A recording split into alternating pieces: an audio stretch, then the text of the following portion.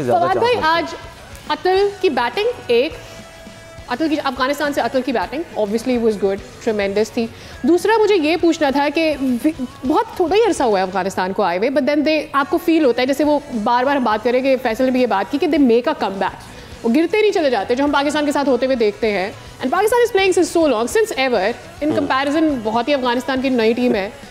एक तो ये why do we lack that, और वो तो फिर हर, जिस तरह से कल तनवीर भाई बात कर रहे थे कि हर जगह जहाँ का इवेंट होता है वहाँ का कोच पिक करते हैं। I mean it's not easy to come up with a new coach and then settle down, तो वो कैसे कर लेते हैं?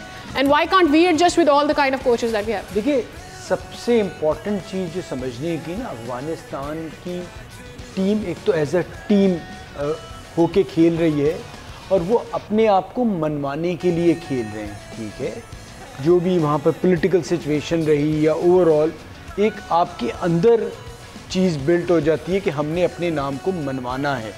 सो वो उनमें हो गया। और वो जो लड़के हैं वो अगर अपने मुल्क में जाके भी नहीं खेल रहे तो डिफरेंट जगहों पे, चाहे वो IPL हो, चाहे वो बिग बैश हो, हर जगह का वो एक्सपीरियंस साथ लेके आ रहे हैं। वनडे क्रिकेट में अब जाके उन्होंने पिछले 2-3 इवेंट से अपने आप को मनवाना और आगे बढ़ना शुरू किया है। बट वो जो प्रेशर सबसे इम्पोर्टेंट होता है ना, एक बिलीव अपने ऊपर कि हम कर सकते हैं, वो उनके अंदर आ गया है। अच्छा, सब कॉन्टिनेंट में उन्हें एडवांटेज ये कि जो उनके 2-3 स्पिनर हैं उसका उन्हें बड़ा एडवांटेज है। अब नबी अगर जाते हैं तो देखना है उनकी जगह कौन लेगा, क्योंकि नबी राशिद काफ़ी हद तक इस टीम को चला रहे हैं एज ए सीनियर।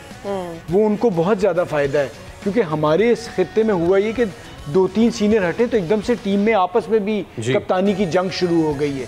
तो ये अब शुरू हो गए हैं, लेकिन कंसिस्टेंटली आपको परफॉर्म करना होता है कि ऊपर जाने के लिए। सब्सक्राइब करें और बेल दबाएं ताकि कोई खबर रह न जाए।